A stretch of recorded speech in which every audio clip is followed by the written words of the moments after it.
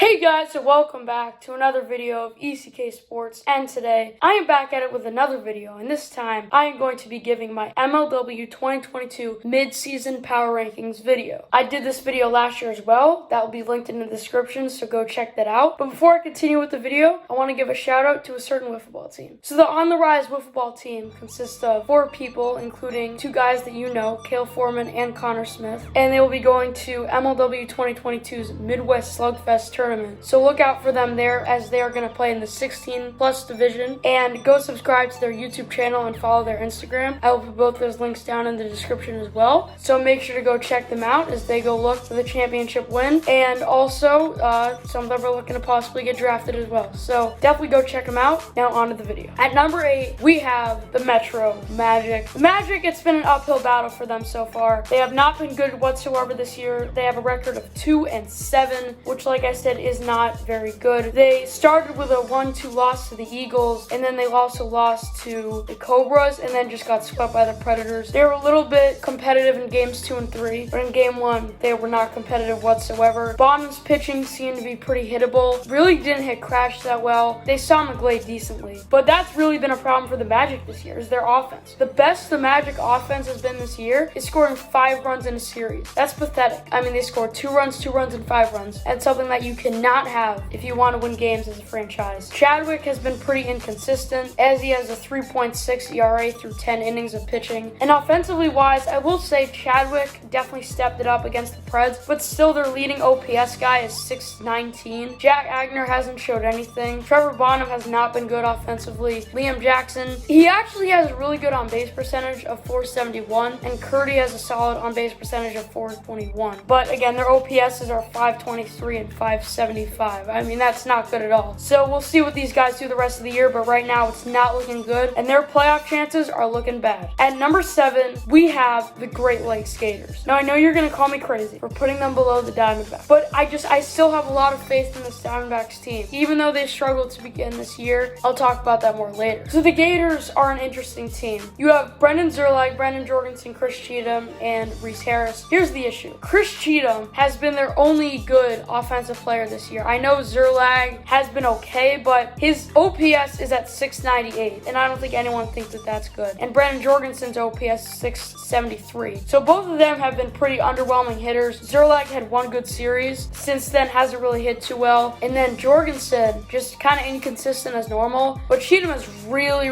been carrying this offense recently. And Reese Harris only appeared for that 1 series. You know, didn't do much at all. So it's really tough here for the Gators, because they're 3-6, which I know is better than the Diamondbacks. But it's a 1-man offense and a 1-man pitching staff. It's a 1-man team at this point. Unless Zerlag can step back up to 2021 second half Zerlag. Honestly, at this point, I'm not even going to talk about 2020 Jorgensen. Like, that's just completely out of the water at this point. I'm just hoping that Zerlag can go back to 2021 offensive Zerlag to really help out Cheetam. Once again, pitching-wise, Jorgensen has been the worst pitcher this year. Cheetam, he's been good, but he hasn't been great. So I'm not really that faithful in the Gators this year. Now, the Diamondbacks are very similar to the Gators. It's really just the Jimmy Knorp show, just like the Chris Cheetam show for the Gators. Jimmy Knorp has been their only producer this year. Jonah Heath, Michael Shima have been very inconsistent and just not good at all. Trey Flood has only gotten 4 at-bats, and Casey Bennett has barely gotten any at-bats either. But he still has only that 1 hit from that walk-off home run. I mean, it's just kind of pathetic when you look at guys like Heath and Shima. Although, a little spoiler alert,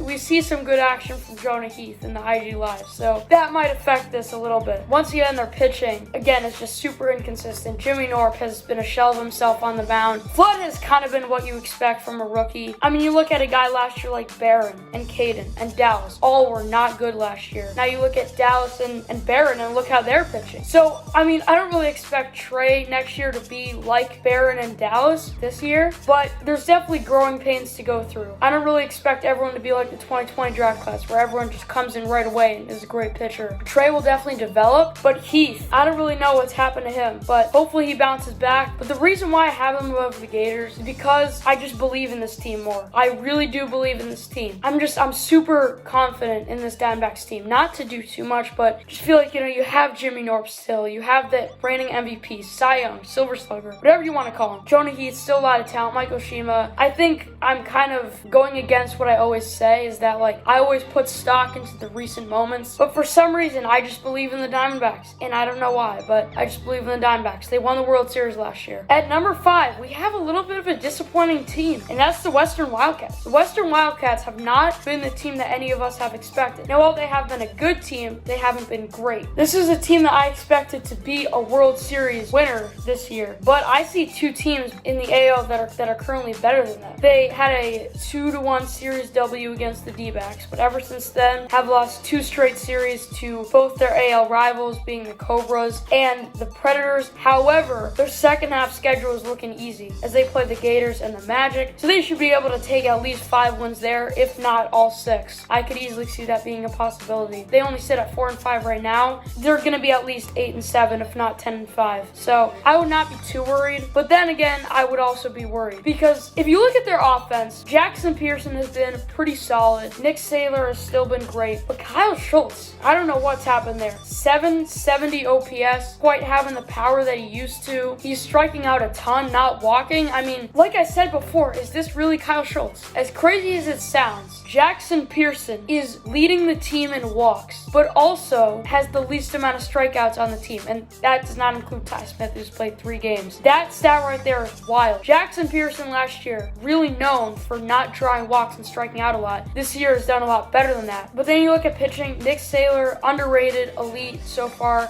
a .8 ERA, .93 whip, not walking anybody, striking out a ton, absolute machine out there. And Kyle, he's been above average, I would say, but not, crazy elite like he might have been in 2020. At number 4, you have the Midwest Mallards. Now, in my Slate 2 recap, I said that the Midwest Mallards were the second best team. However, that changed with being swept by the Eagles and teams like the Cobras and the Predators performing really well. Now, in my Slate 2 video, there were some concerns that I said about the Mallards team, and I think those really showed there. And that really starts with the pitching. I said that Jordan Robles, while being a good pitcher, I didn't really think that he was going to be that great. He didn't really have the nastiest stuff and was giving up a lot of hits. That clearly showed in this Mallard series, as that was a big weakness. Robles pitching was probably a big reason why they lost that series. I still can't believe that he's pitching all 5 games for the Mallards. Tommy, like I said again, I just don't know how his pitching style is sustainable. His pitching style, he pitches extremely slow, not as much movement as he used to, so I just didn't know if that was sustainable. And again, a lot of walks with him. Davenport actually looks solid, and Caden, he's just not it. I'm sorry, but he's not the answer for the Mallards on the mound. Maybe at the plate, but not on the mound. Tommy and Robles average both dropped over 100 points, so that's something you really got to look at. And once again, you see guys like Davenport, Wilson, and Caden struggling at the plate. Well, it looks like, Caden has that 143 batting average, which actually looks good compared to Davenport and Wilson, but he also has a 597 OPS, and a 143 average isn't good. They're going to need a third guy to step up. And then at number 3, we have the Coastal Cobras. The Coastal Cobras have been quite the team so far this season. I didn't really expect too much from them going into the year. I thought they were just going to be a slightly above average team, but they have been much better than I thought. Now, I will say their offense is not as good as you think. Sawyer Bien so far, only having 13 at-bats, only has a 154 average, 308 OPS, nothing much there. Baranoski, not that great of a hitter, and also hasn't gotten much plate appearances. But a big shock this year has been Andy Durand. Andy Durand,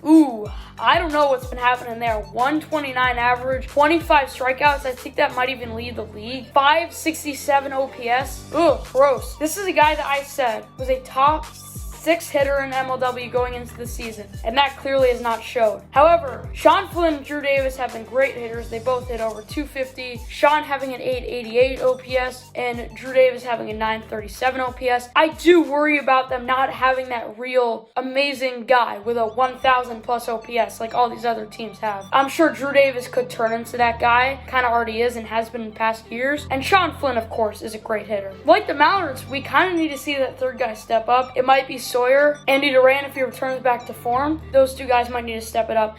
And pitching-wise, where has this come from? Brendan Baranoski has looked crazy this year. 0.74 ERA, 1.38 whip, 50 strikeouts. He is the reason why the Cobras are 5-4 right now. I still want to see Drew Davis come back to pitching, but Sawyer has also done a good job as the second pitcher. But like I said, I still want to see Drew come back. The number 2 spot in my power rankings will belong to my favorite team in the Pacific, Predators. They have been great so far this year, and that is powered mostly by Ryan Kracht, who has been great pitching-wise, really making a switch, changing up his arsenal. He has a .95 ERA, 1.79 whip. He's brought down the walks a little bit and the hits, and he's 5-0 on the mound. Yeah, so he has really been very responsible for turning around this team. Stephen McGlade, though, not the greatest. Not the greatest. Let's be honest, the number 2 arms this year have not been that great. So Stephen McGlade is kind of in that range with like Chadwick and Sawyer of not being that great, but still being able to provide wins for the team. I mean, he's 2-2. That's solid. And Ryan Kraft is 5-0. So that gives them a record of 7-2, which is just wild. Complete turnaround for the Predators. They clinched the playoff berth, I believe. So just crazy right there. And then offensively, they have that 3-headed monster of Russ, Warda, and Kracht. McGlade and Hawley, not really factors offensively. Warda and Russ both batting .250. Definitely haven't been as good since the Gators series, so I definitely worry about that. Though both of those guys, I think, really need to step it up a little bit for the second half of the season, but Ryan Kraft is just unbelievable. What I think is crazy is that Ryan Kraft is the 3rd best OPS on the team. Well, I personally think he's been the best hitter on the team. Kraft has batted .310 with 4 home runs, 991 OPS, and 9 RBIs.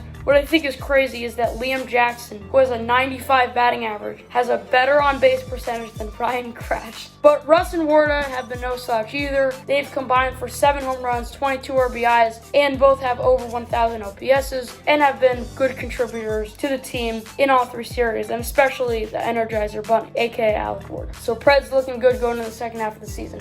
However, they play 2 great teams in the Gators and Eagles, who you already know are number 1. They could be faced with some challenges there.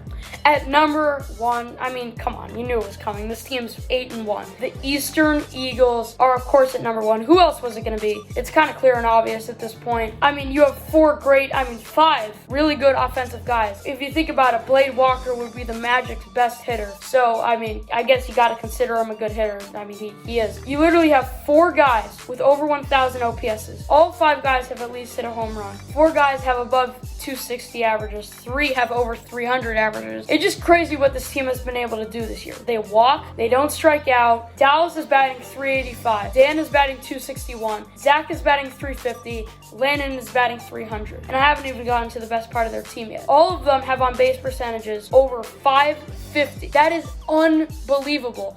They all have slugging percentages over 500. I'm talking about the main 4, not Blade. And then they all, of course, have OPSs over 1,000. And again, there's also Blade, who's been no slouch either. He's been a solid offensive player, but of course is overshadowed by the rest of their 4. I really feel bad for Blade because he would be a top 3 hitter on every team right now except the Predators and the Wildcats. So give respect to Blade too. It's kind of just a shame that he's on a stacked team. And what's crazy is that I haven't even mentioned the pitching yet. And this is the greatest pitching staff of all time. I mean, you have Dowsound, who has a 0 ERA, 16 innings pitched. He's given up 1 hit, 37 strikeouts. I mean, just unbelievable. And then Daniel Schultz, it's a crime that he's a number 2 arm. Like I said, he's an ace on any other team. 13.1 innings, .68 ERA. Just flat out unbelievable. I mean, I just can't believe he's a number 2 arm. Like, how is Daniel Schultz a number 2 arm? That just doesn't sound right. But then again, how would Dallas Allen be a number 2 arm? Both deserve to be aces. Dallas Allen deserves to be an expansion captain in the future because neither guy deserves to be a number 2 arm because these 2 guys are the best pitchers in MLW and they're on the same team. The Eastern Eagles are an insane team. They play the Diamondbacks, who have not been good this year, and then they have a very fun series against the Predators, which I'm looking forward to. Yeah, the Eagles are looking good, and nothing's stopping them. Thank you guys for watching. If you did enjoy it, make sure you guys hit the like button and subscribe, and of course, check out On the Rise Wiffle Ball down in the description, and I'll see you guys in the next one. Peace out.